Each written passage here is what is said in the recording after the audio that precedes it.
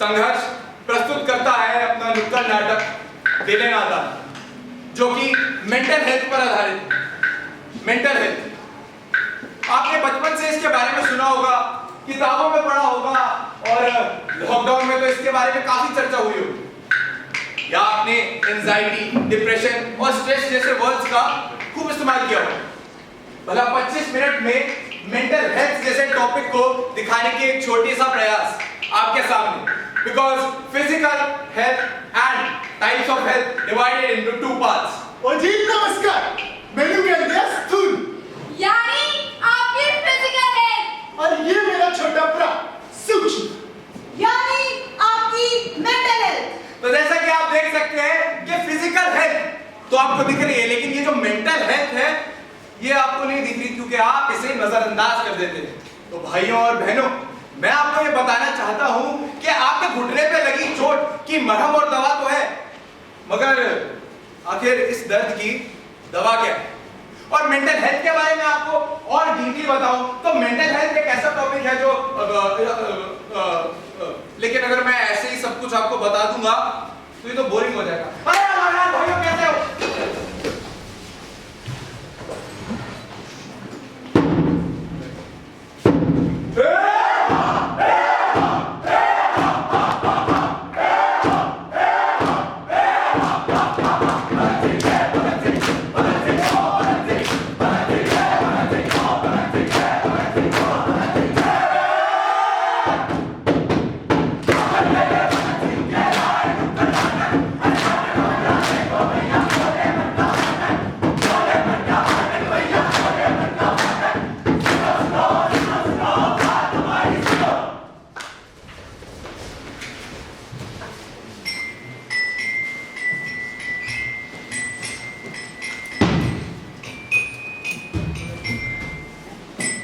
यार जो मैं कहने जा रहा हूँ, ऐसा लगता है कि उसी गहरे गड्ढे में रहने जा रहा हूँ। मैं कुछ बोलना चाहूंगा लेकिन मैं बोलने नहीं पाऊंगा, और शायद से आप लोग समझ भी ना पाएंगे, और हम सब इसी उलझन में रह जाएंगे। अरे जिस उलझन में मैं हूँ उसी उलझन में आप हैं। अरे मैं तो बरसों से इस उलझन में हूँ, क्या आप हमारे साथ हैं?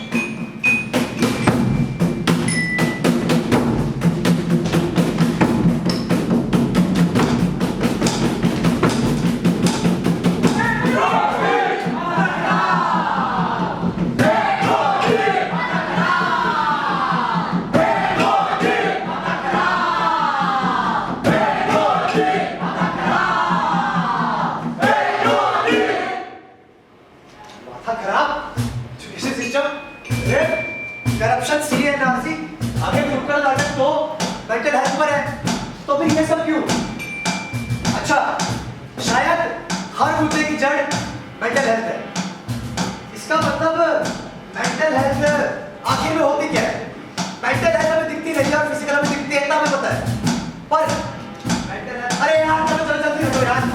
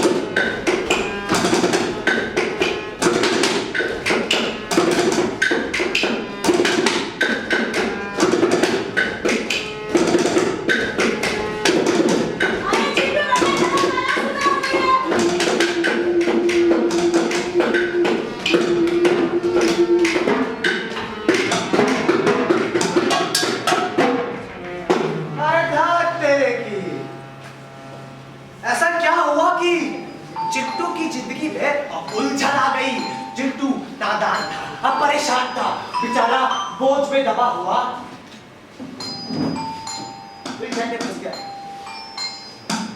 मेंटल हेल्थ यानी Mental health is a state of complete cognitive, behavioral, psychological, emotional, and social well-being, where the individual realizes its own capabilities, where he can cope up with the normal sense of daily life. अंग्रेजी हो रखी है। यानी कि सीधी भाषा में बताऊं तो आप दिन भर के अपने सारे काम अच्छे तरीके से कर सके, इसका मतलब आपकी मेंटल हेल्थ अच्छी है। यही तो आपकी मेंटल हेल्थ बुरी है।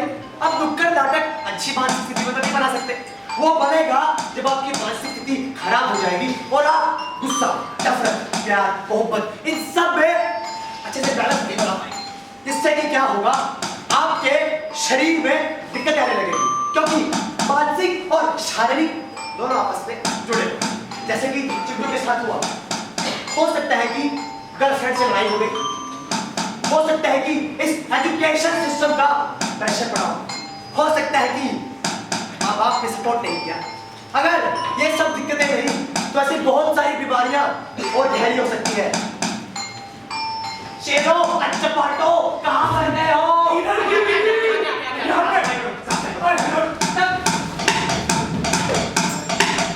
देखो, चिंटू को हुई मेंटल हेल्थ परेशानी। इसके बाद चिंटू ने क्या किया? चिंटू के साथ बच्चे बच्चे बीमारियां होगी।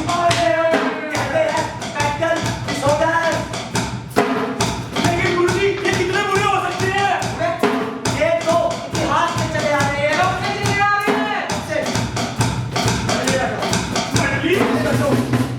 आऊंगा, पिटारा खोलूंगा, कहानियों का किरदार होगा। हम सब इस कहानी के किरदार हैं, या तो नदी के इस पार है या उस पार है।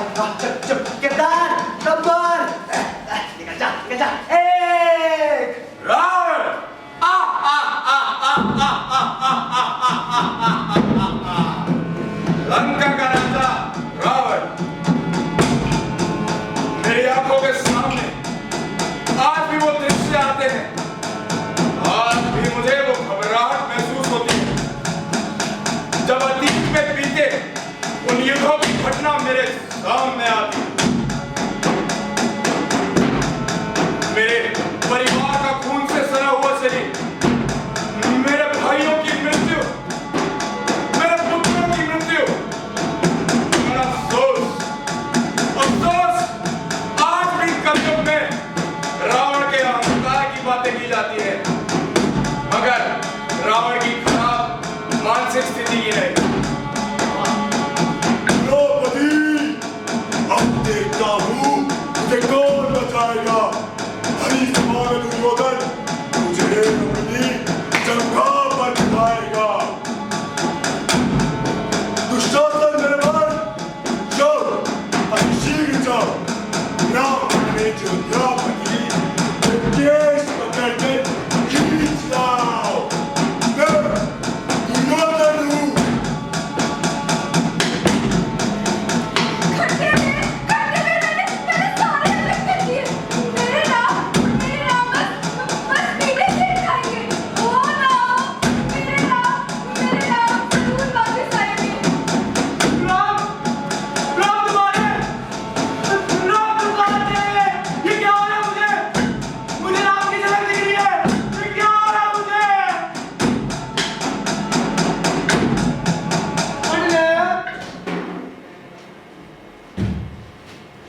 रावण, दुर्योधन, दशरथ, शबरी। सबसे पहले मैं आपको आज समझाना शुरू करता हूं, तो सबसे पहले मैं समझाता हूं PTSD।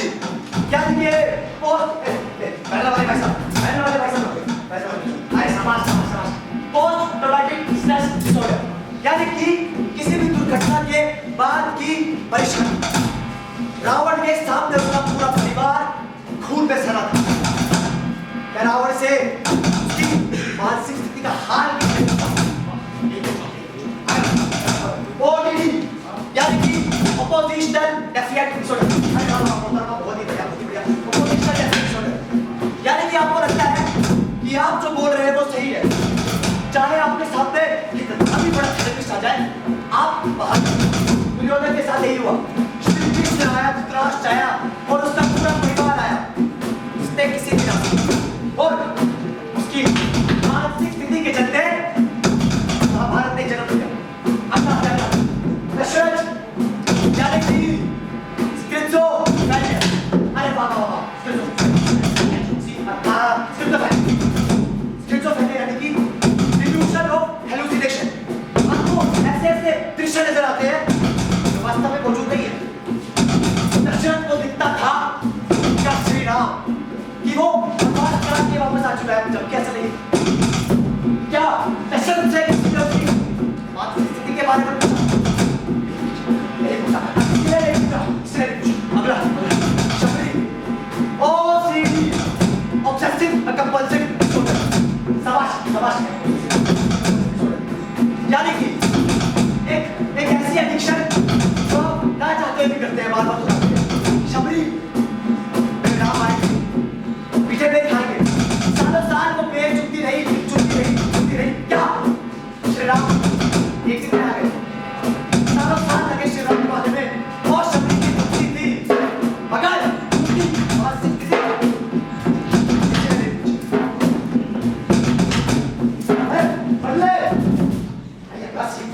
क्या कर रहे हो?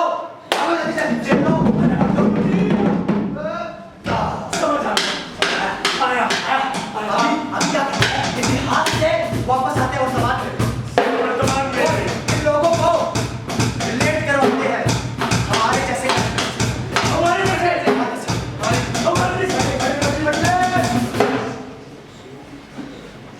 हमको उनसे वफा की थी उम्मीद, जो नहीं जानते वफा क्या है।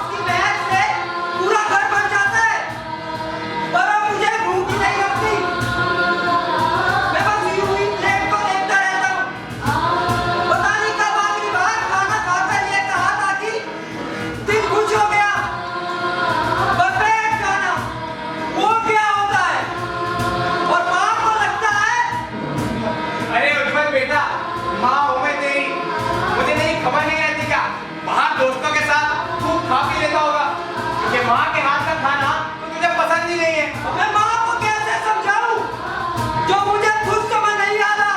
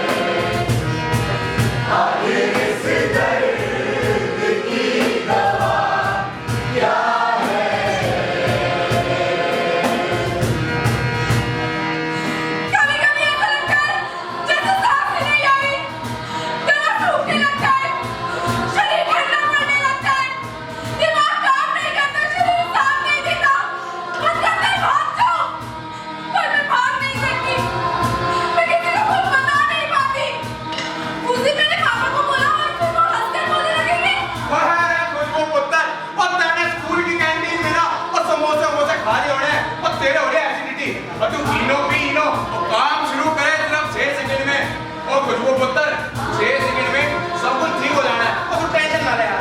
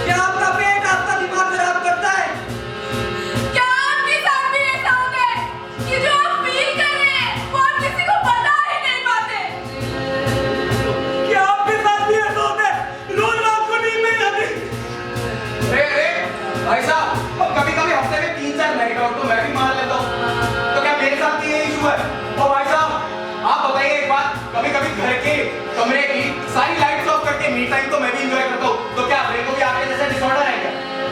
पर मुझे रोज रात को नींद नहीं आती। चैन तो मैं भी चाहता हूँ, लेकिन अकेला रहना चाहता हूँ। If this happens sometimes, then it might be okay, but if it starts affecting your daily life, then it's high time, guys, to understand that this is a psychological disorder. और भाई साहब, आप बताइए, तो कभी-कभी बाहर का खाना पीना मेरा भी हो जाता है, उल्टा सीधा ऊपर नीचे तो होता रहता है। आपका ऐसा कितना बड़ा इशू हो गया, घबराहट तो चलती रहती है। अरे क्वेश्चन पेपर का पहला क्वेश्चन देख के मैं भी घबरा जाता हूँ। खाता हूँ तो लगता है मोटा हो जाऊंगा, इसलिए उल्टियाँ करता हूँ। मुझे खुद ही समझ नहीं आता कि ये चल क्या रहा है। मैं किसी से बात ही नहीं कर पाती। Discuss it with your parents, siblings or friends. And if this also doesn't work, contact a therapist. क्योंकि ये जानना बहुत जरूरी है कि सवारी सामान की खुद जिम्मेदार है।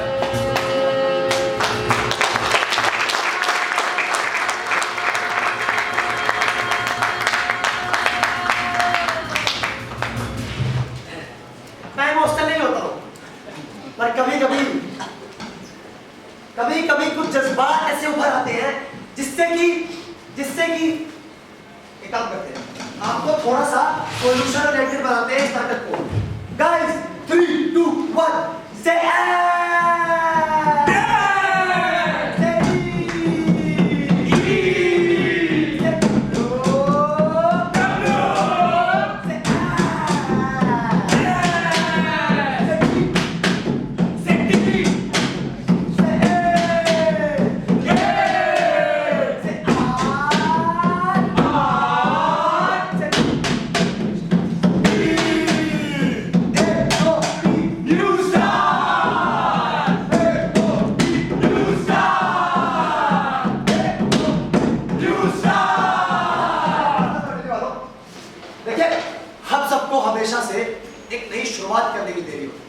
यानी कि एक यू स्टार्ट करने की देरी होती है। एंड बोले तो न्यूट्रिशन, न्यूट्रिशन अच्छे से खाना पीना खाता, जो व्यक्ति चने खाता है या फिर एक हफ्ते में 5 दिन चिकन खाता है या फिर प्रोटीन से या फिर विटामिन से अच्छे से इंटेक लेता है, उसको कैसी समस्या होगी? ये तो एक फ्रैक्चर बता रहा हूँ आपको। अरे ये बोले तो एक्सरसाइज, एक्सरसाइज करने से शरीर में डोपामिन रिलीज होता है, बिल्कुल सही, जो कि एक हैप्पी हार्मोन है जिससे कि हमारा शरीर और दिमाग खुश रहता है। डब्ल्यू बोले तो बोल रहे पानी पियो, क्योंकि शरीर के साथ साथ ये दिमाग भी 80%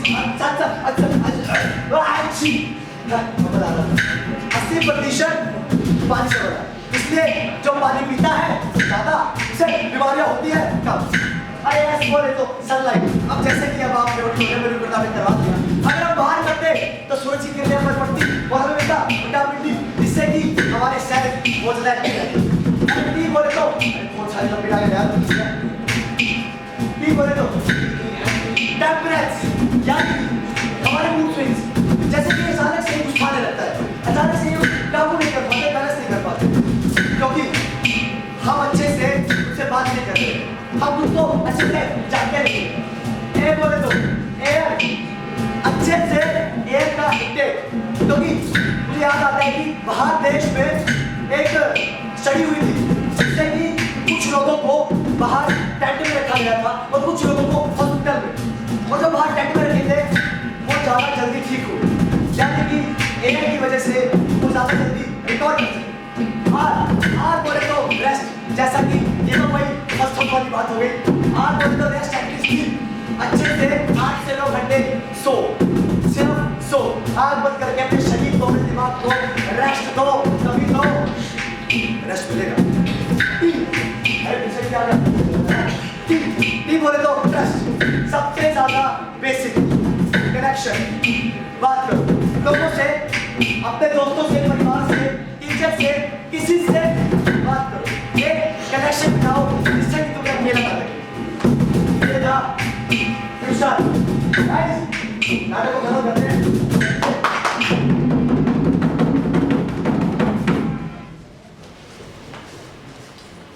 एक बदलाव ही है जो कभी नहीं बदलता,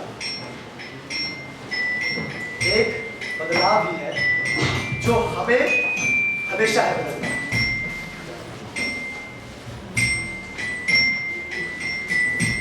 आंखों के नीचे गड्ढे, झुके हुए कंधे, बोझिल आंखें, पीठ पर जज्बातों का बस्ता, खुदी की हालत पर है दिल हंसता।